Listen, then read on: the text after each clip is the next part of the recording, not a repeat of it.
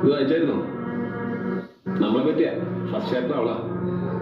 Kaliyankattu Neeli. My girl. Chapter 2 ഞാനാ മോനെ. തന്റെ ചാപ്റ്റർ ഞാൻ വായിച്ചായിരുന്നു. ഒരു കാര്യം ചോദിക്കട്ടെ, ഹിറ്റ്ലറിനെ പറ്റി നല്ലതോ? സത്യമാ?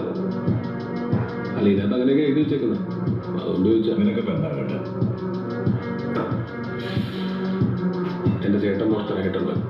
പറഞ്ഞായിരുന്നോ? പുള്ളി എൻ്റെ അത്ര ഫണ്ണല്ല, ഇച്ചിരി വയലൻ്റാ.